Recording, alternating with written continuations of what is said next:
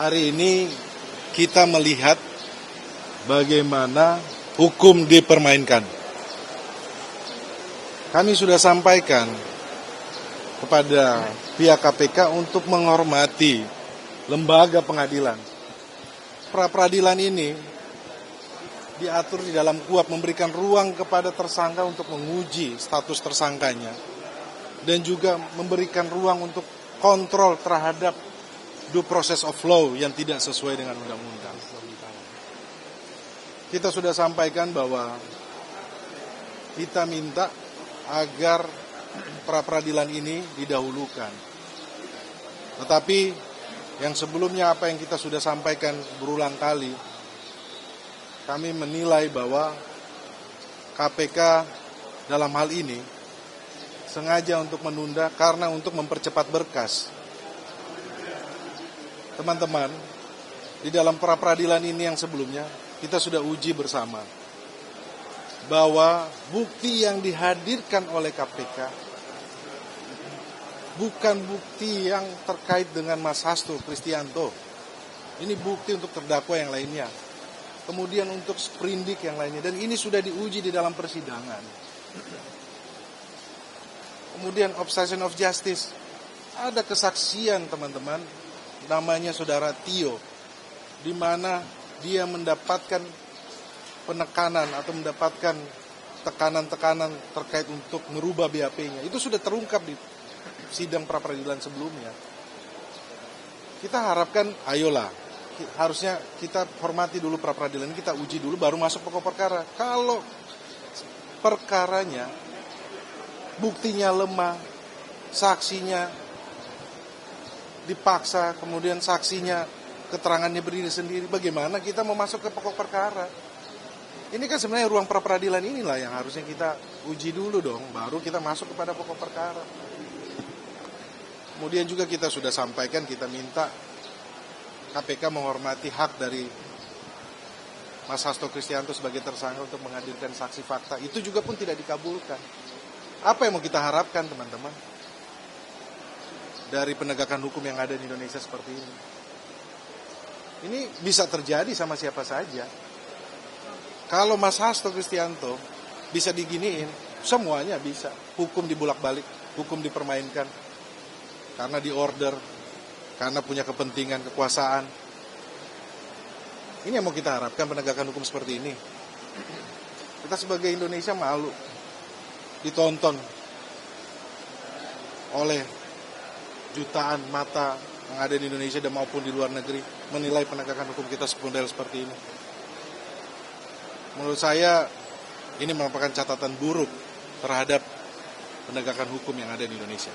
Makasih. Tadi dengan adanya statement dari JPU yang bilang bahwa ada sema tadi, kami pikir bahwa sudah ada putusan Mahkamah Konstitusi. Kami tidak mengomentari tersebut, tetapi kami menilai bahwa undang-undang harusnya yang tertinggi menjadi patokan dalam mengambil keputusan. Mungkin jelasnya begini, ya. Kekuatan mengikat surat edaran itu adalah untuk kepentingan internal Mahkamah Agung, ya. Dan coba lihat apakah surat edaran itu masuk dalam berita negara atau tidak. Saya tidak yakin itu masuk dalam berita negara, sehingga itu tidak mengikat. Nah, sementara putusan Mahkamah Konstitusi ini menurut undang-undang mengikat sejak dibacakan. Siapapun terikat dengan itu. Sehingga oleh karena itu seharusnya dan tentu kita harapkan bahwa Pengadilan Negeri Jakarta Selatan ini akan menghormati putusan Mahkamah Konstitusi ini.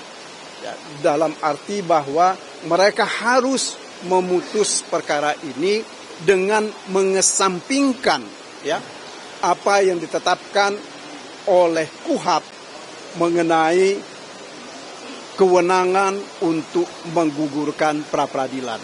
Sebab apa?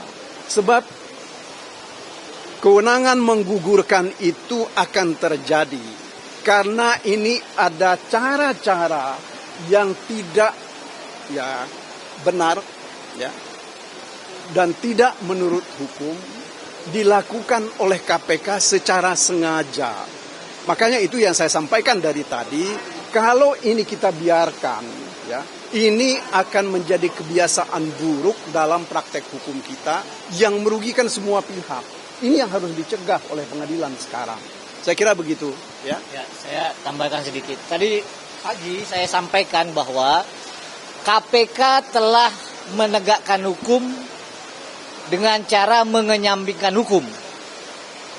Siang ini akan saya sampaikan dengan tegas bahwa KPK telah menegakkan hukum dengan melanggar hak asasi manusia. Gagasan pra-peradilan ini merupakan ciri negara hukum. Sudah ada sejak abad 18. Di mana orang kalau dijadikan tersangka wajib diuji dulu, benar nggak penetapan tersangka itu. Bukannya malah diikuti proses peradilannya, bukan mau membuktikan bahwa dia benar, bukan mau menyampaikan bahwa memang betul prosedur penetapan tersangka Pak Hasto ini betul-betul benar, malah dipotong di tengah jalan. Ya. Saya sampaikan lagi, pra-peradilan itu hak tersangka, hak asasi manusia. Apa akibat dari P21 dan percepatan proses ke pengadilan? Sama dengan bahwa KPK mengabaikan hak tersangka. Jadi ini bukan soal, ya dibuktikan aja di pengadilan nanti. Kalau itu udah pokok perkara. Yang kita perjuangkan sekarang ini dan yang dipotong oleh KPK itu, benar nggak kewenangannya digunakan? Betul nggak sesuai dengan prosedur? Apakah ada alat bukti permulaan? Ini yang diuji di pra-peradilan. Ya, karena nggak mau diuji, makanya dipercepat, dilimpahkan ke pengadilan. Apa begini caranya? Itu yang penegakan hukum yang benar apa? Saat Pak Hasto Kristianto, Sekretaris Jenderal PDI Perjuangan dibegitukan, siap-siap kita semua dibegitukan. Siap-siap Bapak Ibu semua mengalami hal yang sama. Ditetapkan tersangka, mau menguji hak kita, dipercepat berkasnya. Ya. Jadi sekali lagi, yang pertama KPK telah mau menegakkan hukum dengan mengenyampingkan hukum. Yang kedua, KPK mau menegakkan hukum dengan memberangus hak asasi manusia, hak tersangka. Itu yang saya mau sampaikan. Terima kasih. Oke, saya tambahkan ya. Begini ya teman-teman ya. Pertama-tama kita itu semakin yakin bahwa proses penetapan tersangka ini adalah pemindahan yang dipaksakan. Gitu. Kenapa kita katakan sebagai pemindahan yang dipaksakan? Ini buktinya bahwa pra-peradilan itu tidak dipertimbangkan.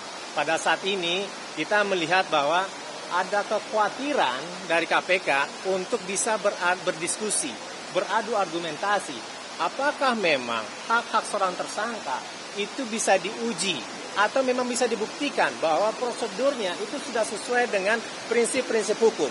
Itu paling penting sebenarnya. Karena sebagai dikatakan oleh Patra tadi gitu kan, prinsip dari adanya pra-peradilan ini adalah habeas untuk menguji apakah secara prosedural mendapatkan alat bukti itu sudah benar, relevan, dan itu bisa menjadi alat bukti. Itu paling penting sebenarnya gitu kan. Dan itu merupakan sebagai fungsi-fungsi kontrol. Pemidanaan bukan untuk menghukum seseorang individu, bukan. Tetapi bagaimana memastikan hukum itu bisa berjalan dengan sebagaimana mestinya. Ini konstitusi ya. Nah, oleh sebab itu makanya pada saat ini, apabila pada saat ini bahwa ada kekhawatiran untuk bisa berargumentasi di pengadilan menguji terkait dengan prosedural, artinya di situ memang terbukti adanya dugaan pidana yang dipaksakan. Karena apa? Karena proses dari penetapan tersangka dan kemudian ditahan dan kemudian setelah itu dilimpahkan itu sangat cepat sekali. Nah, oleh sebab itu makanya apa alasan kekhawatiran dari pihak termohon sehingga ini dipercepat? Dan sebenarnya ya pada saat ini hakim bisa memutuskan bahwa persidangan itu tidak mesti 7 hari. 7 hari itu adalah paling lama, bukan paling singkat. Berdasarkan pasal 82C. Ya artinya kalau bisa kayak gitu 3 hari pun ini bisa dilakukan gitu kan. Dan itu diputuskan terkait dengan ini gitu kan. Apabila memang ada itikat untuk menyelesaikan ini dan berargumentasi secara argumentatif bahwa prosedural untuk mendapatkan alat bukti dalam artian bewis puring itu bisa dipenuhi oleh KPK sebagai aparat penhukum untuk menetapkan seseorang menjadi seorang tersangka. Lah itu dikatakan sebagai hak-hak tersangka. Dan inilah dikatakan sebagai prinsip-prinsip fair trial sebagaimana dalam konsep-konsep hak asasi manusia. Itu kira-kira teman-teman. Terima kasih.